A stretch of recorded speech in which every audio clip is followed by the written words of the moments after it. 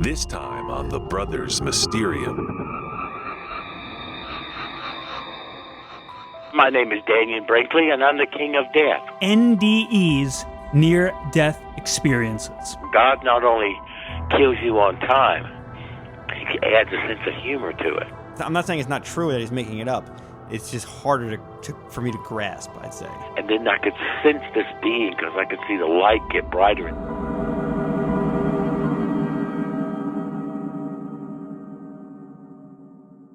My brother and I have always been intrigued by the unexplainable. Like many, we're fascinated with stories of the supernatural, fringe science, and modern-day mysteries. Though we've seen no first-hand proof of its existence, our minds remain open to the possibility. Unsatisfied with the so-called evidence on television and the internet, we are choosing to take matters into our own hands and conduct our own interviews and research. Now we're on a quest to speak with as many people as we can and hear the stories of these events from those who have lived them.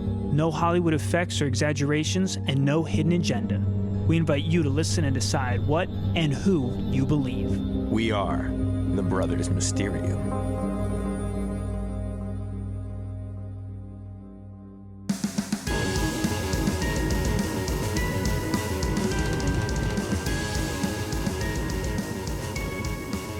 Hello and welcome to The Brothers Mysterium. I am the man they call Tommy. My brother goes by the name Eric. Ayo. We are The Brothers Mysterium, and we have a hell of a show for you today. And speaking of shows, if you like our show, give us a like on Facebook, facebook.com/The Brothers Mysterium. Or youtube.com/The Brothers Mysterium. Or you can check us out on Twitter and Instagram at Mysterium Bros. Or thebrothersmysterium.com. Now that that's out of the way, let's get into the fun of today. One of my favorite topics, one of my favorite things to discuss, think about, read about, NDEs, near-death experiences. People have been dying to hear about this one, and then coming back to life and dying again. That was a nearly good joke. I usually don't make the jokes. Usually that's you. But. Well, now we know why. Your comedy career is dead. Hey, took your joke and flipped it back on you. Oh. No, I'm not going to curse. But yeah, one cool thing is it's the ultimate question. Every culture for as long as time has existed has wondered what happens when we die. There's no way to get an answer. I guess the closest you could possibly get is to talk to someone or yourself is die and then join us again, come back to living. So we're very lucky. We're actually going to do 2 episodes with 2 very special guests that have had near-death experiences. And one of those topics that I love because man or woman, no matter the age, no matter what language you speak, where you're from, always have very, very similar experiences. There's so many commonalities. It makes you think there must be something going on. Those, of course, are seeing a bright light, seeing a tunnel, seeing being received by dead loved ones, so forth and so on. We've all heard it's cliche, out-of-body experiences. You're floating above yourself and then you're ripped back into your body. I almost think we may need to clarify, or almost the entire terminology may need to change, because near-death experience, like I've had near-death experiences where like I'm in a car and it goes off the road and there's like, you know, you're going to smash into a tree and like things seem to slow down and then suddenly like you don't hit the tree and you're like, wow, that was a near-death experience. Then there's a near-death experience, like you were saying, where people are like in the operating room and like they see a bright light and things like that. The people on today's show, they more or less actually died. Well, yeah, they were clinically dead. That's a good definition to throw out there. We're not talking about like, whoa, I could have died. This is someone who's clinically dead, legally declared dead for a certain amount of time, and then brought back to life. So that is what we're going to be talking about. And that phrase, near-death experiences, was coined by Dr. Raymond Moody. And a weird story I have is I went to the library once with my wife. I was looking for any type of paranormal book, couldn't find one. I was looking in like the science section and there was nothing. And then I was looking in nonfiction and I was like, well, is it fiction? Because some people don't believe the paranormal. Nothing in fiction. And I didn't want to read fiction. So I finally went over to her in the biography section and I was like, you know, this is crap. How is there not one paranormal book? And as soon as I said the word paranormal, over her shoulder, I saw the book Paranormal, My Life in Pursuit of the Afterlife. And I was like, this is interesting. So I grabbed the book, read it. Very good. I recommend it to anybody. He's sort of the father of near-death experiences. And we can talk a little more about him. Well, first I'll throw out some fun facts I found. Sure. The earliest known description of a near-death experience is from Plato's Republic from 420 BC. And then each day, 774 near-death experiences occur in the United States. How's that for crazy? Yeah, that's pretty wild. And there have been, there's like a lot of studies and research. The Lancet Medical Journal published a study that found 1 in 10 cardiac arrest survivors experienced emotions, visions, or lucid thoughts while they were clinically dead. So 1 in 10. And then in medial terms, they were flatliners, unconscious with no brain activity, pulse, no breathing. So again, clinically dead. The reports of near-death experiences over time is fascinating to me because I believe the definition of clinically dead has changed over the years. Like originally it was you're breathing. When you stop breathing, you were clinically dead. Yeah. When your heart stopped beating, you were then clinically dead. And now in modern times, our current age, when brain activity ceases, you are clinically dead. So it's just, I don't know, just something to bring to the table. Yeah, it's true. It's another interesting fact I'll throw out is blind people who underwent near-death experiences were able to see while they were quote-unquote dead, even those who were blind from birth. So they never had any concept of what things looked like, but they sort of had that classic out-of-body experience where they were floating above themselves and they were able to actually see things that were happening, witness around them, the doctors talking, floating around the hospital. And we're going to be talking a lot about these sort of classic elements of a near-death experience. And Dr. Raymond Moody actually has 9 elements of near-death experiences. Let's rip through them, shall we? Rip away. 1. A strange sound, a buzzing or ringing noise while having a sense of being dead. That's similar to sleep paralysis. Yes, it is. Interesting to note. Number 2, peace and painlessness. While people are dying, they may be in intense pain, but as soon as they leave the body, pain vanishes and they experience a sense of peace. Number 3, an out-of-body experience. The dying often have the sensation of rising up and floating above their own body while it is surrounded by a medical team and watching it down below them while they feel comfortable. They experience the feeling of being in a spiritual body that appears to be a sort of living energy field. Then there is the classic tunnel experience is number 4. The next experience is that of being drawn into darkness through a tunnel at an extremely high speed until reaching a realm of radiant golden white light.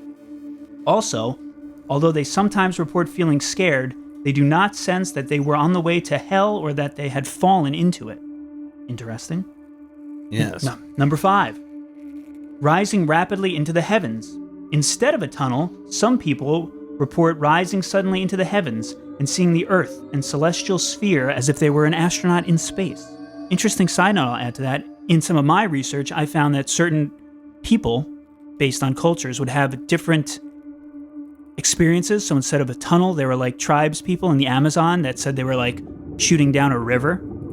Kind of interesting. So it's a feeling of acceleration in some kind of, I don't want to say tubular, but yeah, some sort of constricted space. Yes, or one point perspective. Yes, moving right forward. Number 6, people of light. Once on the other side of the tunnel, or after they have risen to the heavens, the dying meet people who glow with an inner light. Often they find that friends and relatives who have already died are there to greet them. Number 7, a being of light. After meeting the people of light, the dying often meet a powerful spiritual being who is identified as God, Jesus, or another religious figure. I guess that again is framed by whatever religious beliefs the person has. I wonder if they mean that it actually looks like that person, or if you see a glowing light and like you're just like, oh, that's got to be Jesus, or oh, that's got to be Buddha. From the accounts I've heard, it is they see the glowing light and they feel its presence, so they go, oh, it's God. But I don't think it's like a guy with a white beard or a fat laughing Buddha. So what if I was a Satanist and oh, it's Satan? Exactly. I'm the devil, biatch! What? Dark one. Works for me. But he'd be a glowing light. Number 8. Well, technically, Lucifer means bearer of light. There you go. All of our Satanist friends will appreciate that. They will. Number 8, the life review. The being of light presents the dying with a panoramic review of everything they have ever done. That is, they relive every act they have ever done to other people and come away feeling that love is the most important thing in life. And number 9, a reluctancy to return.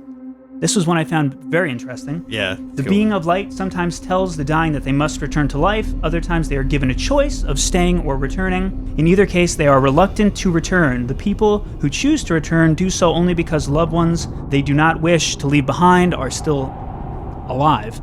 The only feeling I can make a connection to with that is it's got to be like, you know, when you're sleeping in the morning, You don't want to wake up. You don't want to wake up, and you hit snooze and go back to bed, and then you then wake up a couple more times, but you just don't want to. Even if you have something fun to do that day, sometimes you just don't want to get up.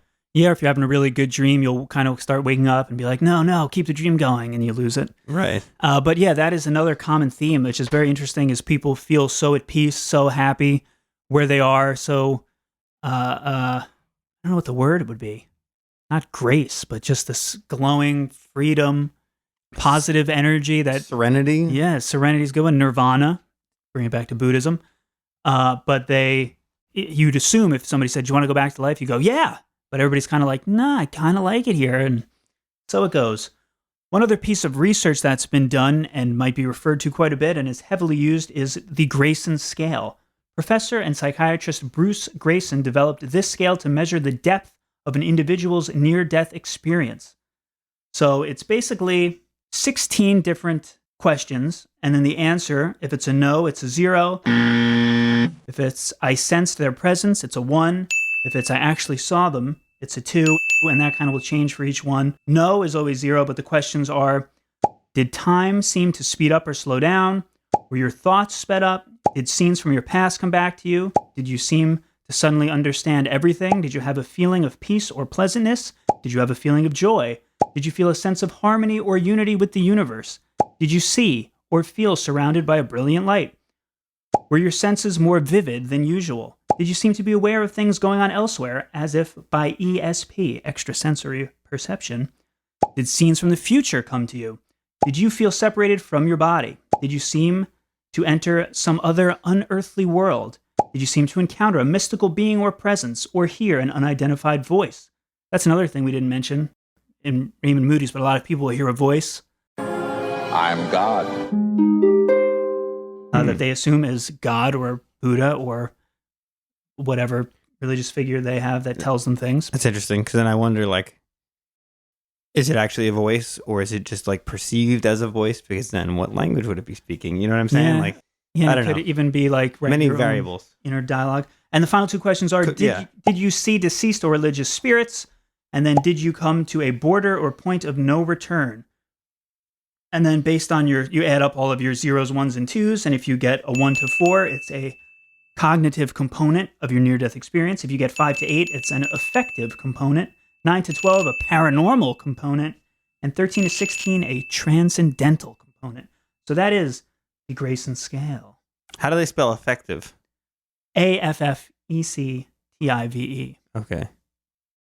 So that's the main ways people kind of clarify this. And on our show here, we were lucky enough to get the King of Death, Dannion Brinkley, very famous. He's had numerous near-death experiences.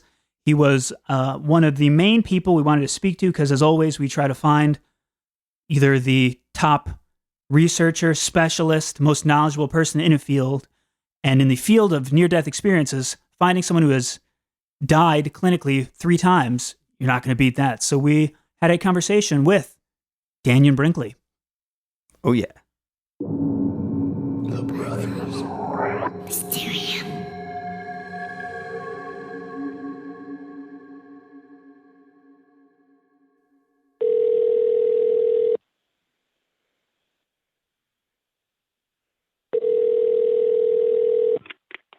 Hello?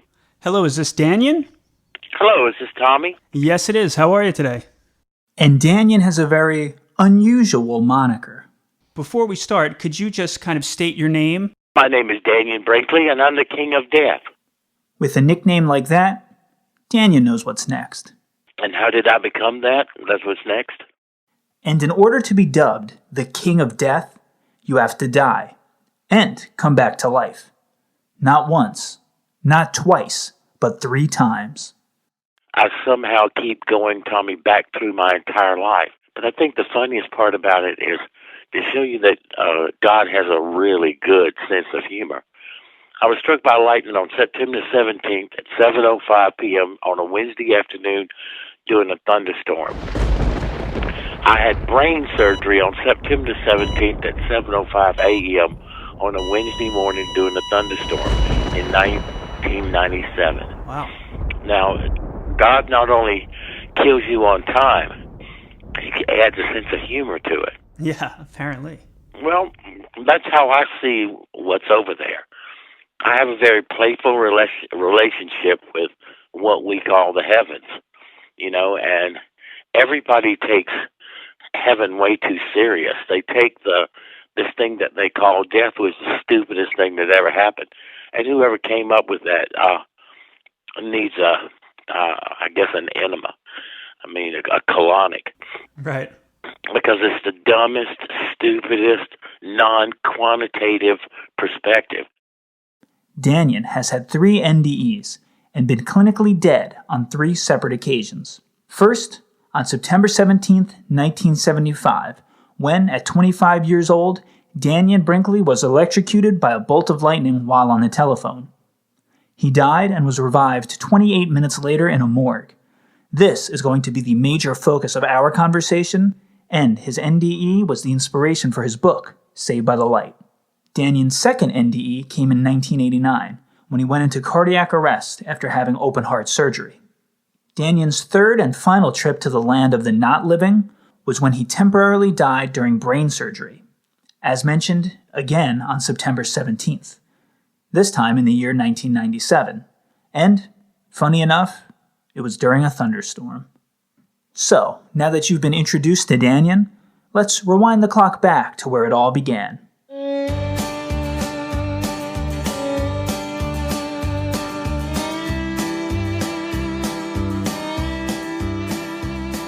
I'm from South Carolina, and I grew up as a tough guy. I wasn't deeply religious because in South Carolina, everybody goes to hell where I come from.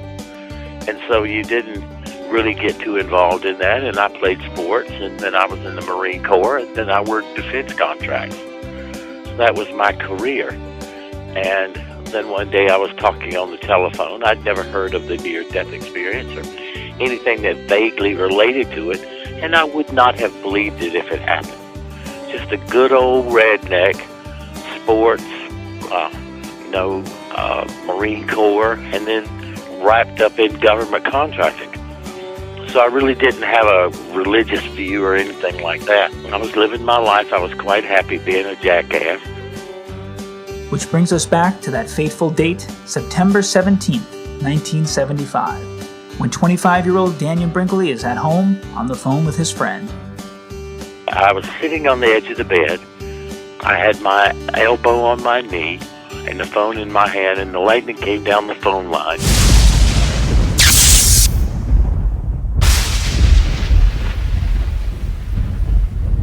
It hit me in the side of the head. It went down my spine, and it came out of the bottoms of my feet, and it welded the nails of the shoes that I was wearing and the heels. The heels were nailed on, and it welded the nails of the heels to the nails in the floor, which kept me from exploding, and it threw me out of my shoes. And when you stop for a moment and think about if what passed through me, one set of nails was stainless steel, and one's in my shoes, and the other were galvanized steel, which you put a flooring in with. Can you imagine if I could weld the nails of those shoes to the nails in the floor? That much electricity had to have passed through me. Yeah, that's incredible. Well, they couldn't figure out what to do about it, Tommy. But it threw me in the air, suspended me in the air, and it slammed me back down on the bed. As the lightning strike ran through the phone line and struck Dannion, he was hit with over 180,000 volts of electricity. I was dead for 28 minutes, completely paralyzed for 6 days, partially paralyzed for 7 months, and it took me 2 years to learn to walk and feed myself. So it wasn't an easy run. But on top of that, I had what is now known as a classic near-death experience. It didn't have a name. No one had ever heard of it. Dr. Raymond Moody had not written his landmark book called Life After Life. But what was interesting about it is Dr. Moody was going to medical school at the Medical College of Georgia, and they took me to the University Hospital where all the medical doctors do their internships and all of that. If you believe in synchronicity, keep that in mind, as Dr. Moody and Dannion Brinkley will cross paths down the line.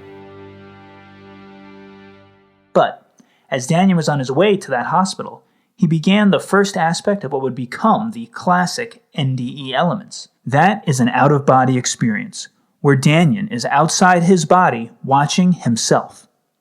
The first thing he remembers after the lightning strike is lifting out of my body, watching them work on me, being inside the ambulance, listening to the guy talk on a set of headsets and saying he's gone, and I'm thinking, gone where?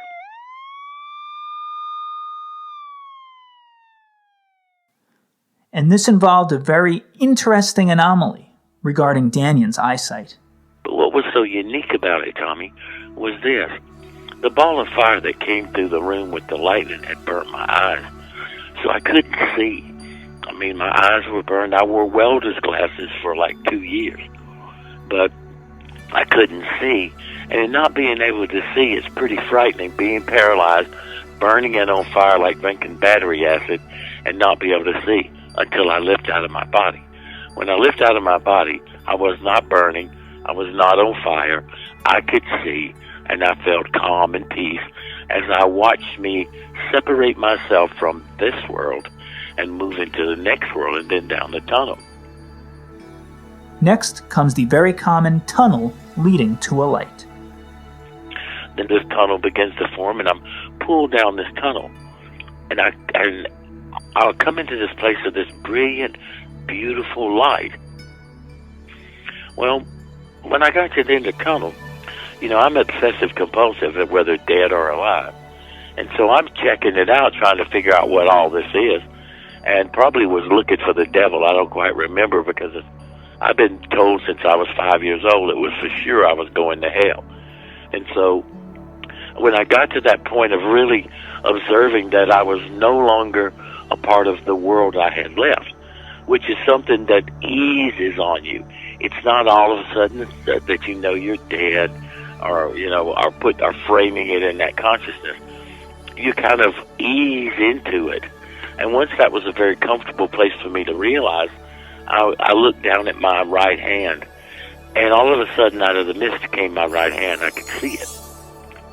And then I could sense this being because I could see the light get brighter in this blue silvery place. And as the light got brighter, I took my eyes off of my hand, which disappeared back into the mist.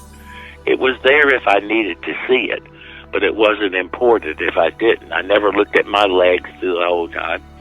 And as this being came closer to me, it was like there was somebody who needed to be with me. And so I was curious about who this person is, because I have heard now, 41 years later, Buddha, Krishna, Allah, Muhammad, God. I've heard every name, Zoroaster. I've heard every name for this being. Well, knowing that I've had 3 of these experiences over a 22-year period, by the time I got to the other side the next 2 times, I figured out who this is. Our next NDE component is meeting a being of light, and Dannion has his own opinion on who that being is. That being that everybody always talks about they meet is really themselves. So for everybody out there who's wondering about what we call the term death, first, it never happens.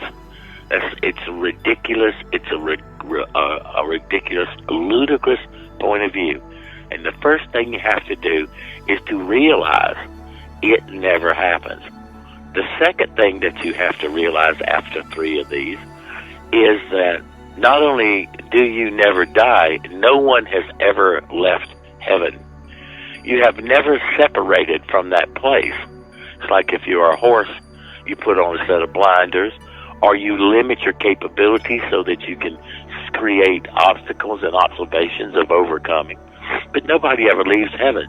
So that being that everybody always talks about they meet is really themselves. It is, you will meet you, the higher part of you that never leaves home. And then you project yourself into this consciousness.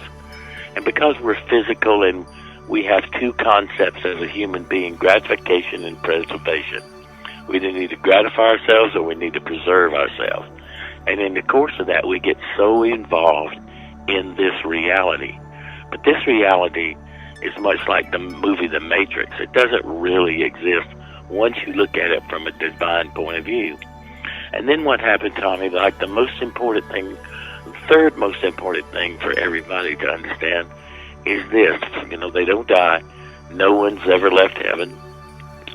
And no one ever gets away with anything.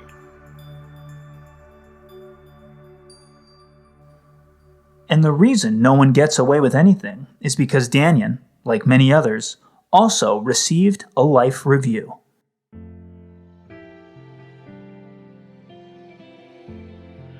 You will have a panoramic life review.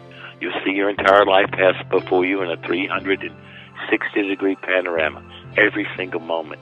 You know how many hairs was in the nose of the doctor who pulled you from your mother. You not only will know that, you will see your whole life, and then you would watch it from a second-person point of view, the whole event again. Or maybe you do it all at the same time. It's kind of hard for on this side of the veil to rationalize that all this stuff happens at once. And it does, but I just have to section it. Then you see yourself from a second person like you were best friends. Like, whoa, Dan, that was really smart. Oh, God, what were you thinking? And then you literally will become every person that you ever encounter. And you will feel the direct results of your interaction between you and every person you've ever encountered. No one ever gets away. If they hurt you or they caused you pain, they will feel it. They will be you and live that experience. If you cause them joy and happiness, you will feel it and you will feel that joy and happiness. We've all become so consistently caring and thinking about what we did that's bad, and instead of trying to stay out of hell, we need to be focusing on what you'd call getting to heaven, which is to create as much joy and happiness in the lives of the world that's around you. These are the things, Tommy, that's the single most important aspect of this experience. And once I went through this experience, it came down to this, and this is a Dannion euphemism. If God, or whatever you consider to be divine, could not come today, and it sent you in the life you just reviewed, what difference did you and God make? That's been the premise of my life since 1975. And when I could walk again, I became a hospice volunteer, because I figure that since I served in the Marine Corps and I understand combat, and I understand what Marines and military guys go through, I decided that what I could give back, if God couldn't come today and God sent me, then what difference could God and I make? And hospice for veterans. So I became a hospice volunteer. I've been a hospice volunteer for 39 years. I've been in the VA system, that's Veterans Administration, 32 years, and I have 32,000 hours at the bedside of being with 2,009 veterans and 343 taking their last breath. So, does the near-death experience have an impact on you? Yes.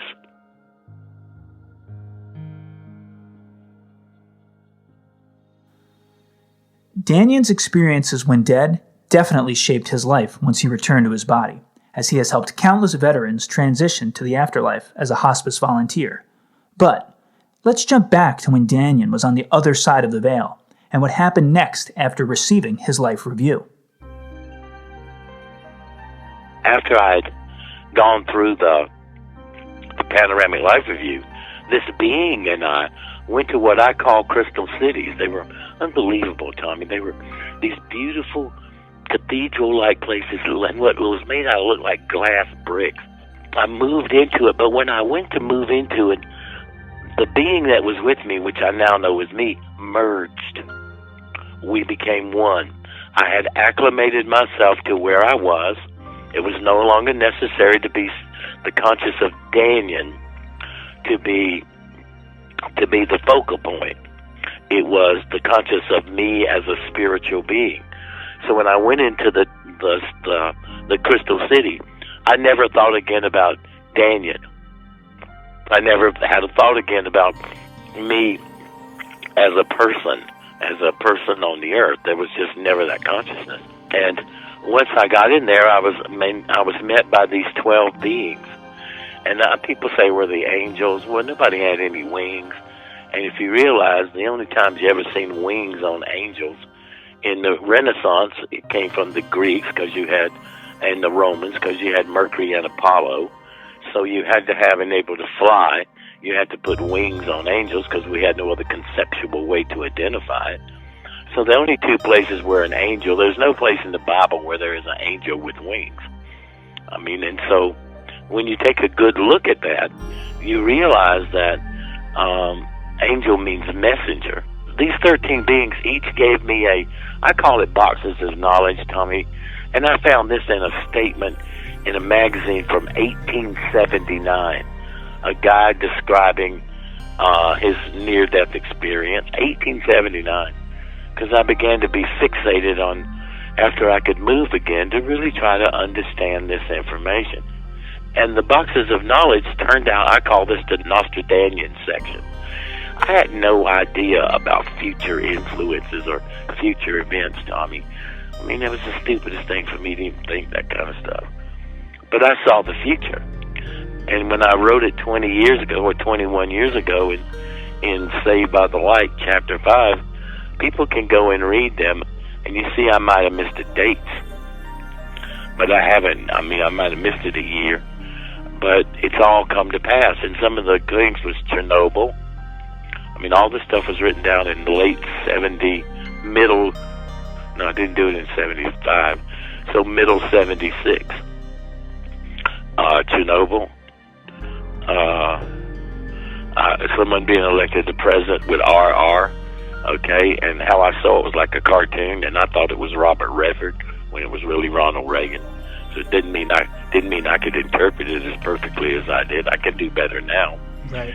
But I saw all the way up to today, to where today is. Besides predicting an actor with the initials RR becoming president, and that a nuclear explosion would take place near a river in Russia in 1986, some other predictions from Saved by the Light that people say have come to pass are: the Soviet Union will collapse because of economic problems. The Russian people will lose faith in communism. Great food shortages will happen. The Russian mafia will gain much power, and Soviet-style communism will die. And as you may know, the Soviet Union collapse occurred in 1989 due to economic problems, which created great food shortages and gave the Russian mafia a stronger influence. Repeating once again our top story, Soviet President Mikhail Gorbachev has been removed from power, and there are tanks now in the streets of Moscow. Vice President Gennady Yanayev says he has taken over as acting president, as the head of state of a special state committee. You're watching live pictures from Moscow this morning. Another prediction from Dannion was, in 1990, a great desert war will be fought, armies will race toward one another, and lightning-like explosions will occur. And as it turns out, the U.S. military operation known as Desert Storm occurred in 1990, where the U.S. Army squashed the Iraqi army for occupying Kuwait. I have a statement by the President of the United States. The liberation of Kuwait has begun. In conjunction with the forces of our coalition partners, the United States has moved under the code name Operation Desert Storm to enforce the mandates of the United Nations Security Council. As of 7:00 p.m. Eastern Standard Time, Operation Desert Storm forces were engaging targets in Kuwait and Iraq. President Bush will address the nation at 9:00 p.m. tonight from the Oval Office. I'll try to get you more as soon as we can. Thank you very much. A third prediction was missiles with chemical warheads will occupy the desert of the Middle East. There will be worldwide fear of the intentions of the Arab nations that have them. And now it is common knowledge that chemical weapons did and do exist in the Middle East. The beings of light not only gave future knowledge to Dannion, but also instructed him to build very specific centers. And the last part of the thing I was supposed to create was what was called centers, and they were places for stress reduction. I'm sitting in it now.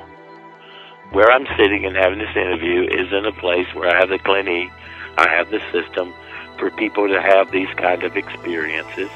People get out of their bodies, and they meet relatives, and, it's pretty amazing to hear the stuff that people talk about once they go through the program. It's about a day and a half, and once they go through it, and now I'm moving it into mainstream, but I have 2 of these operating programs in both of our houses, the one in South Carolina and here in Vegas. Very cool.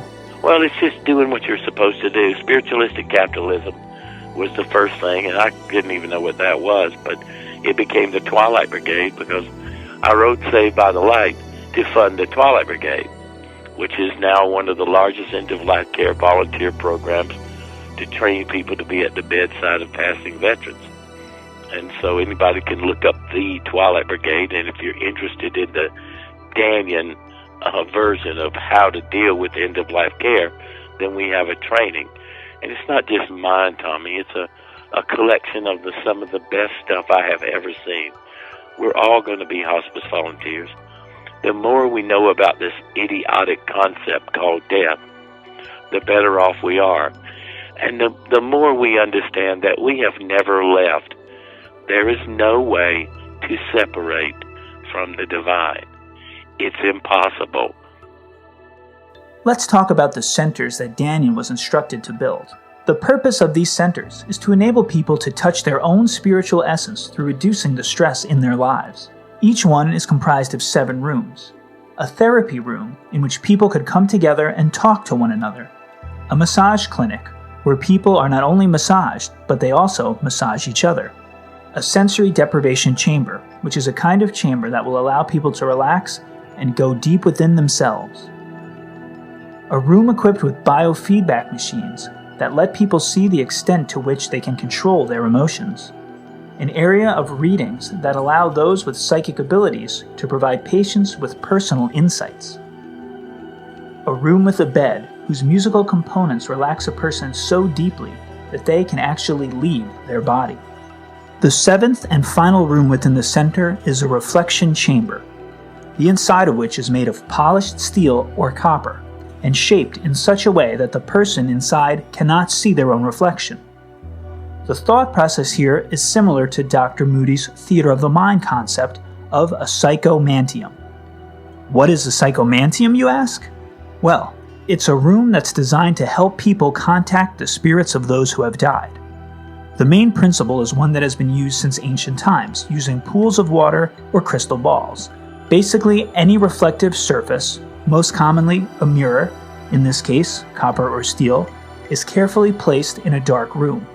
That reflective surface is subtly lighted in a way that tends to alter the normal perception and reflection. By staring into the dark reflective surface, it is believed one can see and contact the dead. Think of it as being on Zoom with the deceased.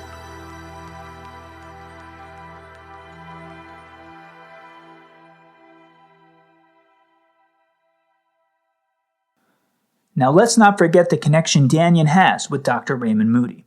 So, once again, let's jump back in time. This is about a year or so after Dannion's first NDE, after he was struck by lightning.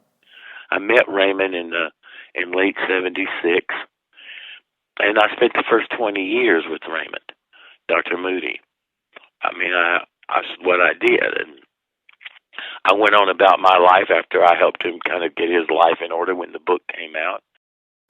So Dannion assists Dr. Moody with his work for the pioneering near-death experience book, Life After Life.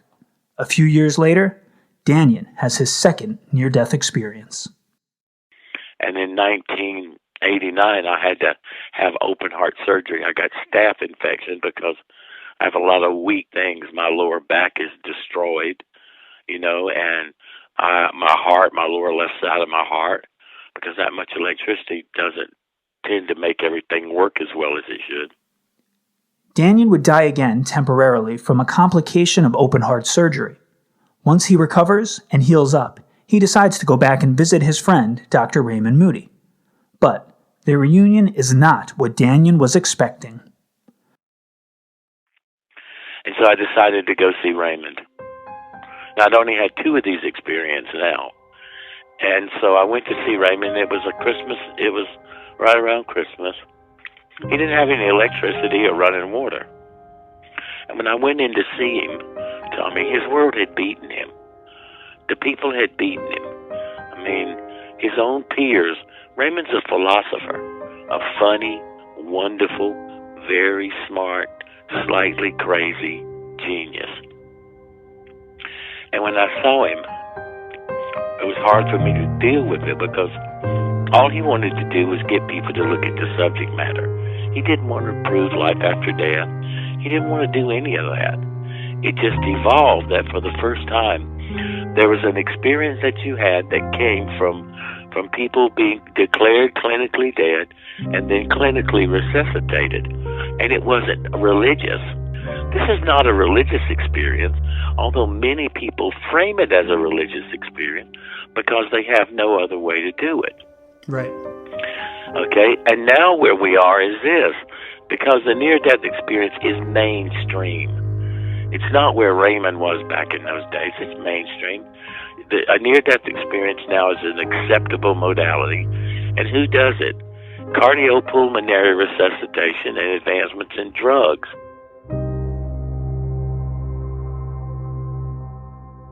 This is what I think is the funniest thing about it.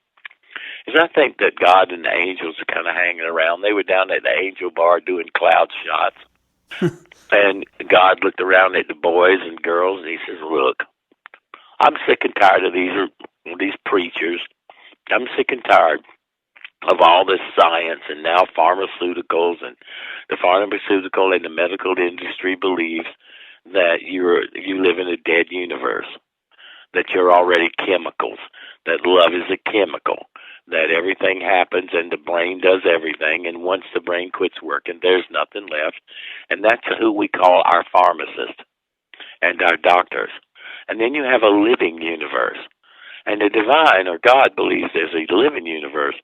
So if God is as funny, Tommy, as I think God is, this is what I think that God would do. He would start sending back from the other side people. And who gets the credit? The doctor gets the credit. And what do they discover? A non-religious event occurs, and near-death experiences are created by the people who say and built their entire reputation on the fact is that there is no life after death. Now, that's a sense of humor that's the divine God or architect that I know. Let's get back to Dannion reconnecting with a despondent Dr. Raymond Moody. But when I saw Raymond sitting in that house and I saw what was happening, I decided to get into the fight. I mean, I had this experience. I was given 2 things that I believe that I was sent back to accomplish, and I never thought about writing a book or anything. But when I saw Raymond and I saw what had happened to him, I was very fortunate. I never cared whether anyone believed I had had a near-death experience or not. I didn't care. I mean, I was paralyzed. I can remember my father telling me that he saw me lying on some slab and he couldn't take it anymore. I mean, I was 25 years old and my dad just couldn't handle it. And so I just decided, I came in and picked up Raymond's mail, and he had probably 1,500 letters, and I started reading them.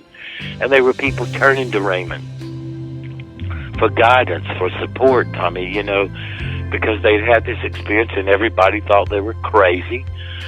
People thought they were crazy, and they had nowhere to turn for the most magnificent moments in their life. So I decided that I would defend those people. I would defend them. Okay, so I wrote Saved by the Light with Paul Perry. Paul's brilliant. And I sat down and I wrote it because I was mad. I wanted somebody, okay, everybody, if you don't think that this is a real event, pick on me. Pick on me. You know, like in the Marine Corps. Come get you some. Right, And yeah, you're putting the bullseye on yourself. Yes, sir. Come on. If you think that I think for 1 minute that you think that we die, then the first thing I think is you are uninformed or you're a fool. And I give you the benefit of the doubt by using the first one. But by the time you have a 3-minute conversation with me, I don't really care what you believe. So Dannion then decides to write his own book, titled Saved by the Light, detailing his experiences when dead.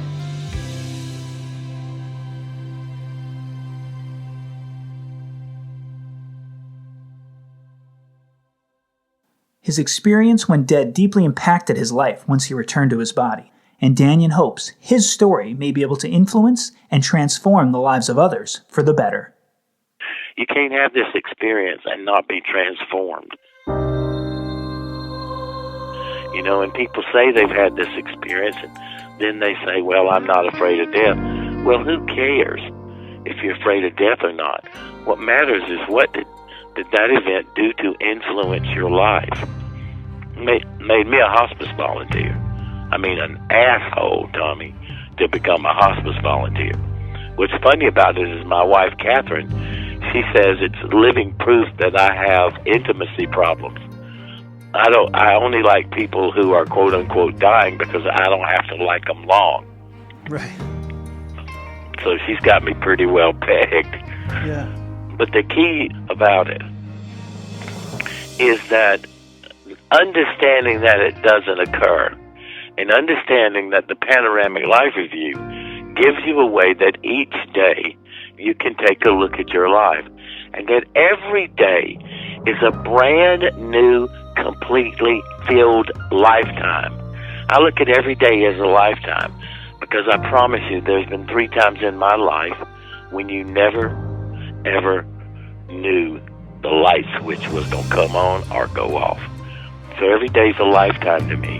And if you live every day like a lifetime, you remember that yesterday's only a memory and tomorrow's only a dream, and you have today.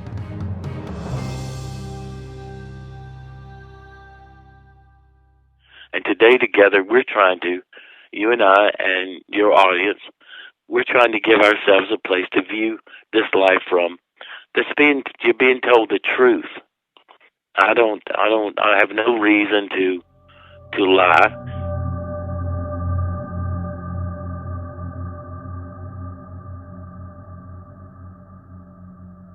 During any of your NDEs, did you ever experience meeting family members that had passed on? As I know a lot of people report that they'll be met by loved ones on the other side, if you will. Have you ever experienced anything? Well, I know that's absolutely true. I mean, because I've talked to probably 6,000 people had some form of this experience. But to let you know what kind of person I was growing up, no relatives ever come to meet me yet. Okay, that makes sense. And because number 2 was this, I was always coming back. I just didn't know it. Right. And maybe once I had acclimated myself to that side, realizing that I was paralyzed when I left. You know, you go through a lot of thought patterns about that stuff, Tommy, when you start to think it through. You know, I've never, in the 3 times I've been there, I have never encountered any relative except myself. And another common thing people report is when they're on the other side, they're with that being of light, they're in that aura, it's so peaceful, it's so calm. A lot of times they say they don't want to come back. You know, they'll wake up, they're back in their body, and they're almost a little depressed just because it was so tranquil and amazing on the other side. Did you experience any of that with the 3 times you've gone to the other side of the veil and then returned? Every time. Nobody ever wants to come back. I mean, I would have liked the fact that somebody maybe would have asked me. Right. Hi, Dan, you want to go back? The answer would have been easy. No. Yeah. I have no problems. I haven't missed a thing over here. This is the opportunity of a lifetime. You were Michael Jordan over in heaven, and you scored the last three-pointer that won the Angel International. And then what happens was God would come to you and say, "Hey, Tommy, how would you like to be me for a couple of days?" You'd say, "Yeah, golly, I'd love to be you for a couple of days, God." Right. And God would say, "Tommy, what would you do?" "Well, I'd be caring and loving, protective, compassionate, supportive, all the things necessary to make a person's life better, give him security." God says, "Well, you sure, Tommy, you would like to be me?" "Yeah." Well, you know what the next thing that happens, Tommy? You're born. And now you have a chance to be in your everyday life everything that you can imagine that you hope that God is. Right. That's what this life is about. Yeah, absolutely. This life is practicing God-like qualities, because you earn the right to be separate. You earn the right to have free will. You earn the right to have an ego that you have to keep under control, and you earn the right to be the difference that the divine makes. If God could not come today and God sent you in the life you just reviewed, what difference did you and God make? That means you have to think about what you did that was caring, loving, protective, compassionate, empowering. All those things is the opportunity we get to each have and get to do every day. That is a beautiful message for sure. Another thing you touched on was... And it's the truth too, Tommy. Oh, absolutely. You said that when you were in the Crystal City, you came across 13 beings. Could you, I know you said they weren't the stereotypical angel, no halos, no wings. Could you kind of describe they were radiant. They were radiant beings. Tommy, when you call integrity and honoring greatness, like we used to call knights of the round table. Mm-hmm. They would radiate, and then all of a sudden there was a 13th being to the right, and it was designating what the other beings would do, and it wasn't in an order. The being would start to glow, and its energy would expand outward, and then it was like a box. I always call it the boxes of knowledge. But they kind of looked to me like a computer, like a laptop, mm-hmm. and it would come, and when it opened, I was all of a sudden in an event. And these are where all the prophecies or the future events came from going through these beings of light. I didn't know it was the future, Tommy, until I talked to Raymond, I lived with him for a year and a half, until I talked to Raymond. And even Raymond didn't know. Nobody knew. I should have never told everybody all that stuff, but in 1974, when I decided to write it, I wanted to push people around. Right. Here's what I saw over there. If I was dead and I could see the future, then if you think it was some kind of hallucination, that means I'm hallucinating the future. Right. And here we are, right where I said we would be, right on the timetable I said we would be, and for the reasons of why we got ourselves here. I was going to ask the psychic abilities. So it's not like, do you still have visions? Do they come to you, or was it all from that first initial visit when you were handed the box that you just kind of at that time, when you returned to your body, you just had all that knowledge? It's not like, you don't sit there like a psychic and meditate on what's going to happen and get visions of the future. You sort of came back with all that knowledge. Is that correct? Right. Okay. They're all the same. They're none of the I call them. They're now called predictions and prophecies. It's not terms I ever used, but they're all of them were the same. All I've ever done was live out the same things I wrote down in 1976. Right. Yeah, I have an empathic side to me. I pick up more stuff about a person because in hospice, Tommy, you don't have time to understand their whole life. You have to have enough time and enough skill to listen to their voice, yeah, so that you can help them find closure. And I've noticed over the 39 years that I have insight. I gain insight about a person from listening to their voice and listening to them talk. I gain insight about them, and then I can help find them to bring out that thing they need to talk about. Because most people, when they have someone to talk to who cares, then they usually can work out most of their stuff from listening to themselves talk. Right, yeah, absolutely. So I will say that I have a skill set that comes from listening to people and then able to know things about them that helps me help them find closure. Yeah, well, it's a beautiful and noble thing you're doing. It's clear to see how your 3 NDEs have shaped your life and your perspective on life, living each day as its own life. So I just want to thank you again for taking the time, for talking with us, sharing everything you have. It's been an honor to have you on the show. And I appreciate it, and tell your brother that you and your brother, I appreciate that you're reaching out, creating this podcast to make a difference. Think peace, everybody.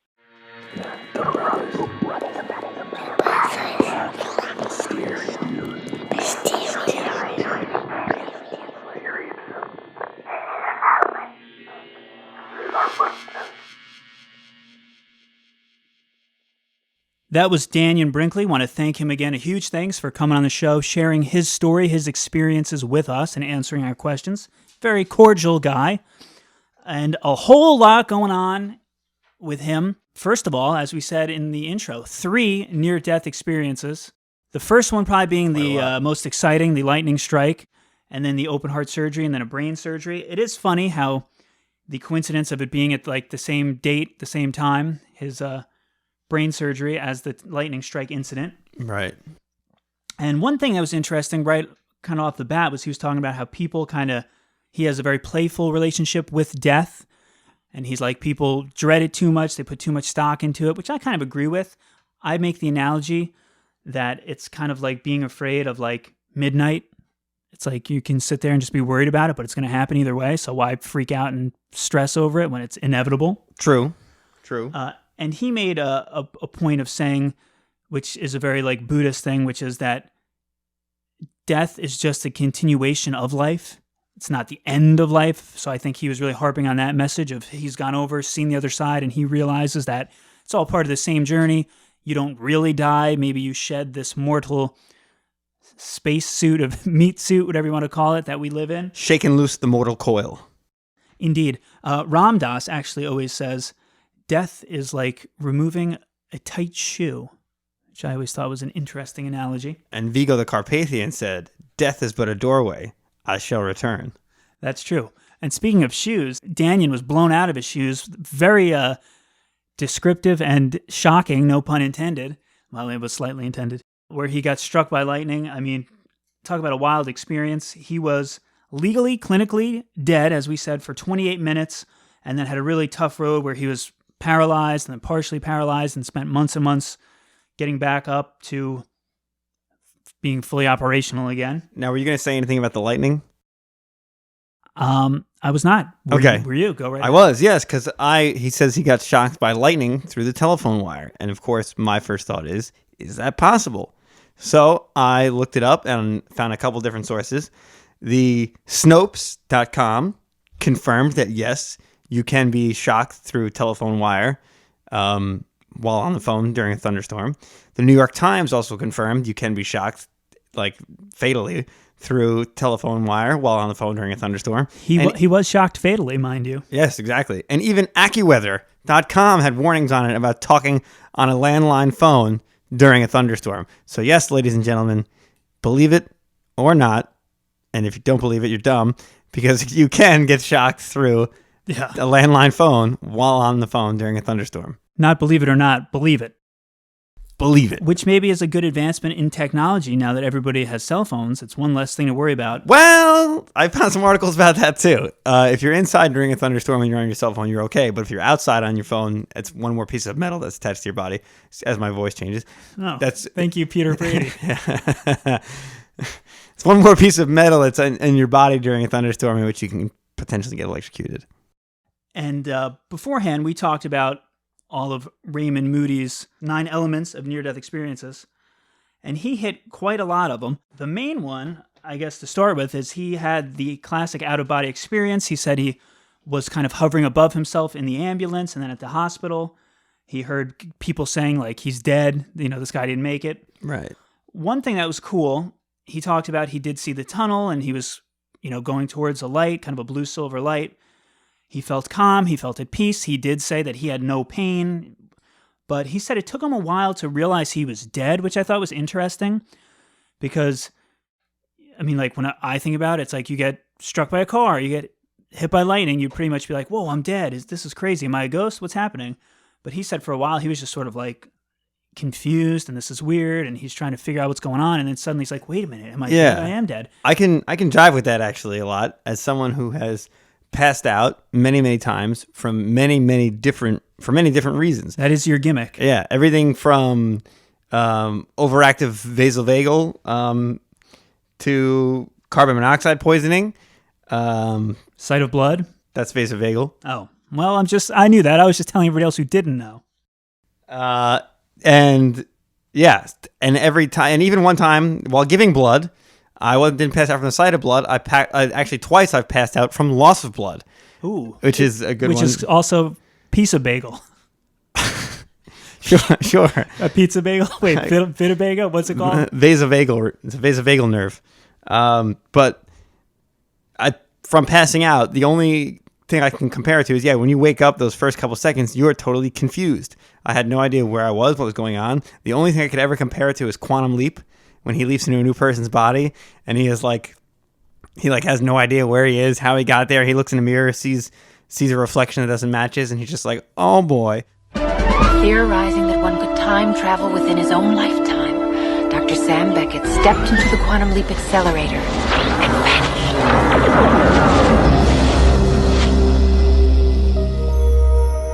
He awoke to find himself trapped in the past, facing mirror images that were not his own, and driven by an unknown force to change history for the better.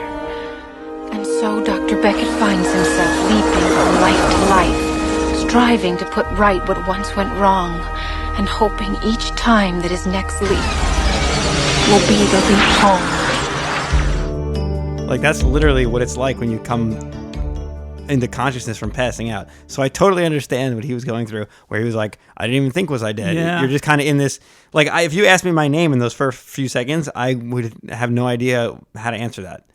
So now, the only times I've ever passed out, it's happened 3 times, all 3 at church. Not to get religious, but it's a good reason. I tell Mother Mysterium I can't go to church because the Lord has proven he does not want me there. It's true. I've never actually passed out in church. The one place I haven't passed out. But when I passed out, it was very, I remember, almost felt like I was kind of falling asleep, and I was, fighting to stay awake. Next thing I know, I'm, laying down, looking up, and then it was sort of, I guess maybe I was confused for a little bit, and then suddenly it hit me where I was. I must have passed out, and then very loudly I said, I'm still going to Joey's house, in front of the whole church, echoed, because I guess I was going after Mass to hang out with him, and I thought that maybe I wouldn't be allowed to go. I don't know. Huh. But it was weird, and I almost felt for a second oh, that was such a weird dream. I was at church. And then someone's poking me get up, and then I kind of come to it, and I'm like, oh, man, I'm still going to Joey's house. So, yeah, maybe it is. I mean, I guess that's a good parallel. More people have probably passed out than have died and come back. True. He also talked about, I mean, again, he kind of hammered home, death doesn't happen. You don't really die, which is just an interesting philosophy. And it's interesting how deeply it changed his life. I always wonder if it's one of those things when somebody that you know dies, a lot of people be like, oh my God, it could have been me. I got to appreciate every day. And maybe for a week, you have I'll call it a death hangover. Right. Where you appreciate every moment. You're in traffic. You're not as angry. And then 2 weeks later, you're like, oh, this sucks. Oh man, my taillight's out. My life's the worst. Where are all these souls going in the middle of fucking rush hour? I got to get to work. Exactly. But he actually said, what can I do? He went and joined hospice and started his own hospice group for veterans that are at the end of their life to help them kind of transition. Pretty awesome. He really tried to become a better person. He asked himself every day, God's not here to be a great, loving, caring, supporting person, but I'm here, so let me make the best of it. So I think that was kind of cool that it really did shape his life. Another super interesting thing was he did meet a being of light, but the twist was he said that being of light was actually his higher self. That's interesting. Yeah, and they bonded, and that reminded me of the episode we did about automatic writing, where people were saying who's kind of channeling through you when you're doing automatic writing, which if you hadn't heard that episode, you basically compare it to a Ouija board. You sit down with a pen or pencil, maybe even at a keyboard, and you just kind of try to go into a calm, meditative, trance-like state and just see what happens. Maybe you're thinking of a specific person who passed away, maybe nothing. and then words will be written by your hand, or the Ouija board will move, but who's moving it? Is it a spirit? Is it a dead loved one? Is it a demon? Is it an angel? Is it another entity? Or is it your higher self? In this case, he came face to face with his higher self. Now, and he said it's your higher self, and he said during this life, you're actually just projecting your higher self's conscious into this lower being, right? Yes, you never actually really leave what he was calling heaven. Right. You're kind of just standing at... Now, I have some problems with that idea, because then how do you explain people like psychopaths and sociopaths? Is their higher being, like, did they somehow... are they not good at projecting, and somehow some things came out incorrectly? You know what I mean? Like, yeah, I wonder, is it... I mean, yeah, people who are born or disabled, like very, very disabled to the point where they're hardly functional as human beings, or people who are stillborn. You know what I'm saying? Yeah. How do you get all these? Like, is it? I don't know. There's a lot of variables that need explaining if that's how it yeah, works. it could just be the case of like free will. It's kind of like, I'm going to make a weird analogy. Say you're playing a video game, and Grand Theft Auto, you can play correctly, or you could just go rogue and start killing everybody and just having fun. So maybe if it's just a projection of yourself, maybe those higher beings aren't as higher as they should be, aren't as aware. But that takes a lot of wind out of his sails then about a lot of stuff about human beings shouldn't treat each other the way they do. Well, if it's just a video game, you know what I'm saying? I mean, he kind of made the Matrix comparison. I'm making the video game one. True. Just for the sake of trying to shed light on the other side of it. And maybe like people that are disabled or born abled in different ways, or whatever the case may be. Well, that is true, yeah. Maybe they're there to help the people around them and teach them lessons, make them strong. Okay, that one I'll take. I'm just trying to kind of argue his side of things. Being a psychopath, though, that one. Yeah, people who have no feelings and only derive pleasure from maybe their higher being went to the bathroom, and the host body on Earth went wild. Who knows? But yeah, good questions that you raise. He definitely talked about the 360 panoramic life review, and he got really in detail with how he was even having trouble kind of articulating it, but it's sort of like you live your own life through you every moment, every second, but while you're living it all through your own eyes and remembering everything, you kind of know everything, you have absolute knowledge, but you're also experiencing it through the point of view of everyone you've ever touched in your life. So you're seeing it as yourself, then as your sibling, then as your parent, then as your mother, then as your friend, then as your teacher, then as your boss, then as that guy down the street you only interacted with 5 times. But it's, like he said, a complete 360 life review, everything you've ever done, which is really interesting. It must be an intense experience to reflect on every moment of your entire life. Maybe we should try to have some near-death experiences. I have thought about it. I mean, Maybe if we had a big enough budget in the show, I'd let them shock me to death for 3 minutes or something. Jump off a building and see how it goes. Absolutely. Another interesting thing is he said, which we had kind of talked about earlier, it's not a religious experience. He said it's just an experience, but people's religion is the best terminology they have for sort of this mystical experience, this transcendental feeling of you seeing a being of light. Right. They'll say, it was God, I was in heaven. He used the words heaven. He did talk about God, but I don't know if he ever called the being God. Well, I think it's almost like he's saying that it's the ultimate experience that overrides all religious experiences. Like, this is what people were... It's almost like the ancient aliens theory. Like, this is what people were calling God. You know what I mean? Yeah. But it's the ultimate... It's the ultimate is. It's the ultimate is. And it does leave you with that feeling of love one another, appreciate life, seize the day. You should be kind and caring and helpful and not be a sociopath. He caught me off guard when he talked about the 13 beings of light, one of whom was sort of like in charge. Maybe that was what we'll call God, or the main one. And he saw all of them. And he also went to like a crystal city, which he was describing, which that's very interesting. Not part of the typical near-death experience as far as what we had discussed from Moody. Also, I don't know if I mentioned this, great that he had personal connections with Raymond Moody. Yeah, that's pretty awesome. Worked with him. And which we didn't know that beforehand. We did not. We were unaware.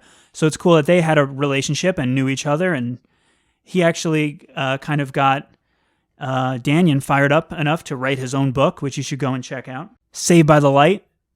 is his book. Go and read that, obviously. There's a lot of interesting things going on. You can get a lot more about him, but it's cool that those two had a relationship. And then another interesting thing that he touched on a little bit was future glimpses. He kind of came back with some knowledge, and I have heard other stories of people dying, having near-death experiences, and coming back with psychic abilities.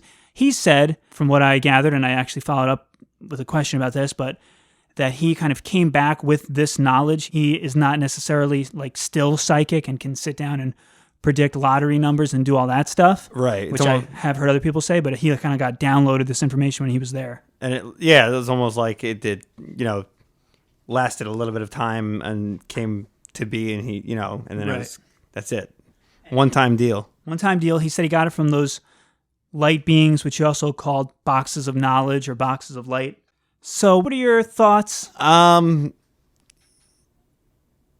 me, like, some of it I can definitely get on board with. Like I said, like the confusion when he's like describes being in like the area of mist and he can see his hand and he can't see his hand, and that I can definitely understand that. Like I said, from my own experience with passing out and coming to, some of the specific stuff, I can't say it's not true. I just say it's harder for me to connect with it. So to me, it just becomes a little bit more like, I'm trying to think of like the words. I'm not saying it's not true that he's making it up.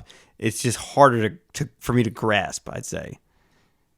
Or like, whenever you can make a personal connection to something, it makes it that much more real. Right. When you step outside that realm of being able to make a personal connection, you can still see credibility or validity or be open to what someone's saying, but it doesn't give you that feeling. You know what I mean? Yeah, I think it's cool, and I think everyone will agree that he was dead. He is now living. We talked to him on the phone.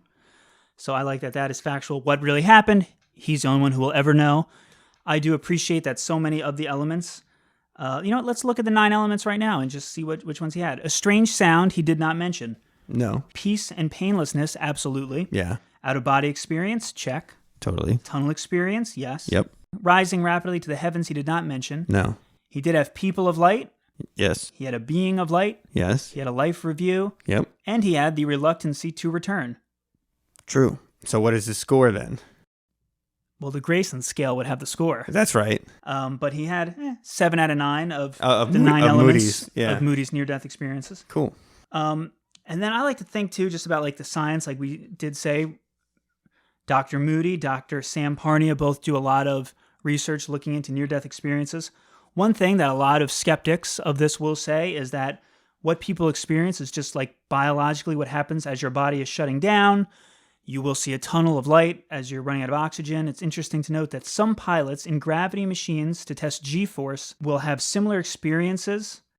Okay. When they talk about it, they'll black out, and then when they come through, they'll talk about a tunnel of light. Okay, I can vibe with that one, actually. Which actually also plays into what your comparison of passing out. But also, I have low blood pressure, so certain roller coasters, I'll black out on them, and I won't black out like you must be just blacking out left and right all the time. But like I went on, I think it was Nitro at Six Flags Great Adventure, which has it until King to Ka was the steepest drop in a roller coaster, and I could hear everything going on around me, and my eyes were physically open, but my vision went dark. Yeah.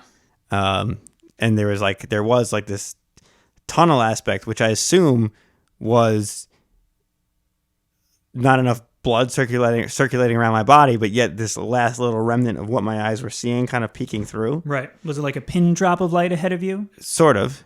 A tunnel, would you say? I can't really recall. Okay. But yeah, people will say that, or they say when you are dying, sometimes it could be a combination of drugs or medicine. Obviously not if you're struck by lightning or hit by a car, but if you're in the hospital and you die, people will say, well, you could have been hallucinating, could have been this combination of whatever. Other people say perhaps seeing all of these beings of light and your dead relatives and your friends and this great feeling of peace could just be like your body's like, holy crap, game over, and just kind of shoots out all this dopamine, or what's the stuff that makes you happy? Serotonin. What's the stuff that makes you sleepy? Tryptophan. Melatonin? Melatonin. Yeah, melatonin. No, I get my tonins confused. It's dopamine is what you're talking about. So then dopamine, yeah, it's your body basically just releases all the feel-good chemicals just to sort of help you cope with it. So there is that side of the fence, and a lot of scientists do disagree with Raymond Moody and the Grayson Scale, and they kind of say, you can't really measure consciousness and what's happening when somebody is dead. So I'm glad people are experimenting, looking into it, and trying to apply science as best they can. But at the end of the day, it's one of those things, unfortunately, the closest we can get as of now is speaking to people like Dannion Brinkley who have had these experiences, because this one is one where, unless we really want to commit and try to kill ourselves, we're never going to get it. So it was very cool, once again, of him to come on the show, share everything that he had been through. It definitely checks a lot of boxes as far as quote-unquote classic near-death experiences. Any final thoughts as we kind of wrap it up here? No, I think that for this one, I mean, there's another one coming up, so we'll have more to say after the next story, which it was, just to give a little teaser, I remember James Randi saying something about people on Ouija boards coming through, or at mediums coming through, and no one ever comes back from hell. But sometimes they do go to hell. Sounds like we're going to have one hell of a next episode. Stick around. The Brothers Mysterio.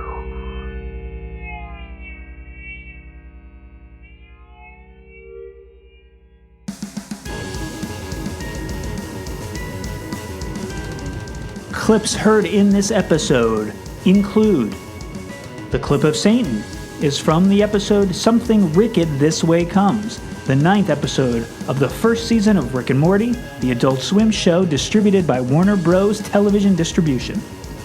Royalty-free music for this episode came from purpleplanet.com, that's purple-planet.com, and bensound.com.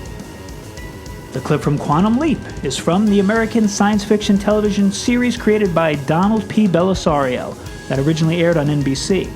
Produced by Belisarius Productions and Universal Television, and distributed by NBC Universal Television Distribution. The I Am God clip of Morgan Freeman comes from the 2003 film Bruce Almighty. Produced by Spyglass Entertainment, Shady Acres, and Pitbull Productions, distributed by Universal Pictures and Buena Vista International. The news report about the collapse of the USSR came from CNN News. And the White House announcement of the Gulf War and Operation Desert Storm came from C-SPAN. Once again, we want to give a huge thank you to Dannion Brinkley. You can go and check out all of his books and his work and his websites. And definitely we recommend his book, Saved by the Light. Get it wherever books are sold. Our theme song is by the band The Never Grin. As always, if you like what we're doing, we ask you to take a moment to rate and review us on whatever podcast provider you use, and tell your friends to stop being lazy bums and listen to The Brothers Mysterium. If you like us, give us a like on Facebook, facebook.com/The Brothers Mysterium. Don't follow us in real life because we'll call the police, but follow us on Twitter and Instagram at Mysterium Bros. If you want to check out some bonus videos, or you don't have a podcast provider and you have no other way of listening, go to YouTube, youtube.com/The Brothers Mysterium. The people love their YouTube. You can also go to brothersmysterium.com for all things brotherly and mysterious. And we always ask you to reach out to us through any of those ways or directly through email. Our email address is thebrothersmysterium@gmail.com. We love to hear from you, love to hear your thoughts. If you have a topic or a story you want to share, you want us to discuss, let us know.